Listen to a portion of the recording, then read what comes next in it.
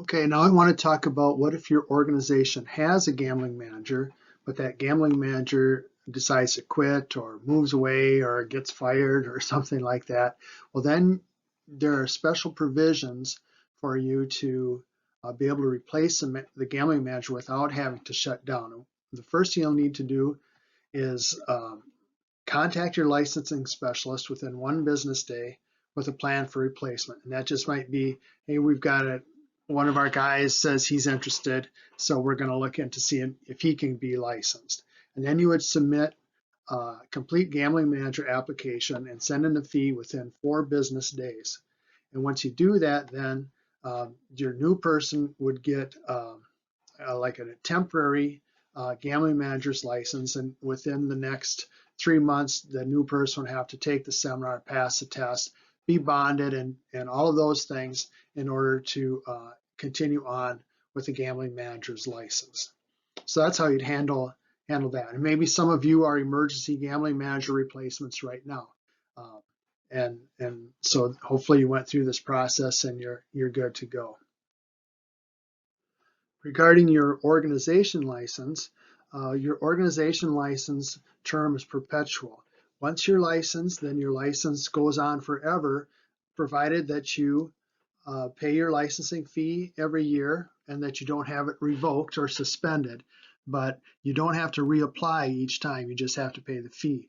Now, the important thing, though, is that if you have any information that changes on your license application, like if you have a change of your organization address or something like that, you need to submit that information to us within 10 days of making the change, and you would use form LG 1015 to let us know about those changes. Same thing goes if you have new officers, a new CEO or a new treasurer, then you need to submit form LG 200B, officer's affidavit.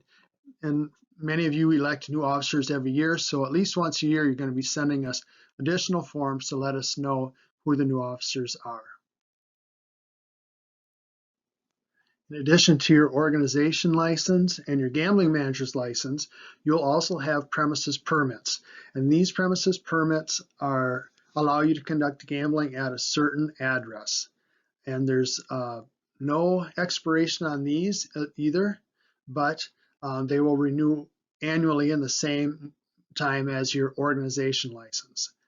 You have to submit any premises permit changes within 10 days of the change, and for that you would use form LG 1017. And now the list of all these forms is on our website, or if you forget which form is which, then you can contact your licensing specialist, and your licensing specialist will help you make sure you're submitting the right forms to keep us up to date. When you get a new premises permit for a location, a brand new one, then you have to get the approval from the local unit of government. And sometimes that can be tricky because maybe you're from an organization from a different town and the local community wants to try to keep the gambling operation, have that be conducted by a local organization.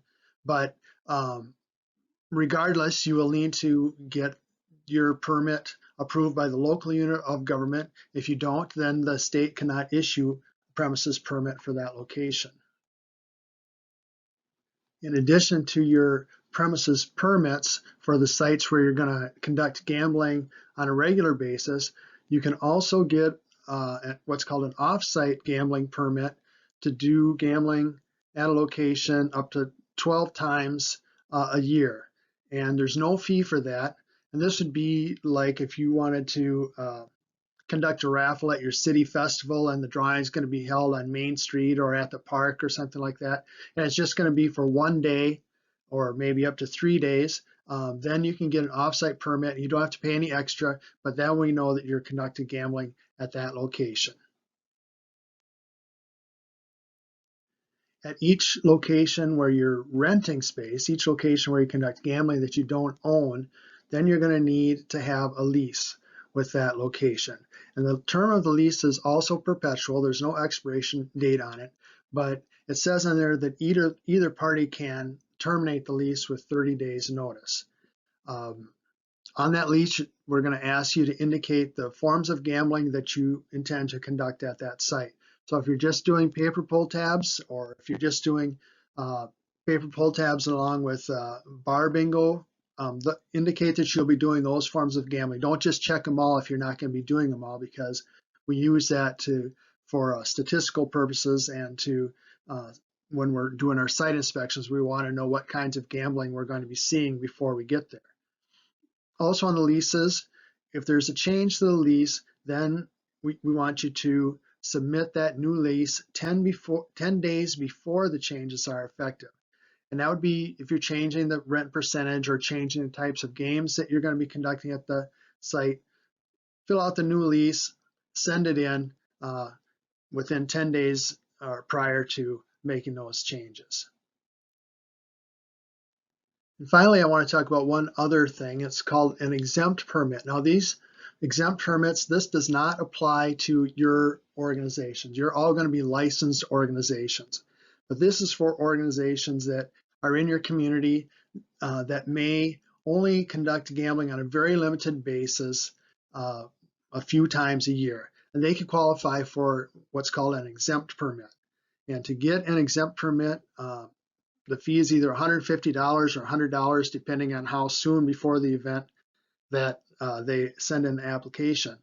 But the reason that we're telling you about this is because once you become a licensed gambling manager, other people in the community are going to look to you as the experts in lawful gambling. So you might have the Knights of Columbus member come up to you and say, hey, we're thinking about doing a raffle. Do we need to get any special permits for this or anything? And they kind of expect you to have some understanding of that. And what we want you to do is say, yeah, you could probably get an exempt permit. Why don't you call this number, call the Gambling Control Board, and get some assistance on that. So that's it for the licensing. Now we're going to ask you just a couple questions, and then you'll be able to move on to the next section.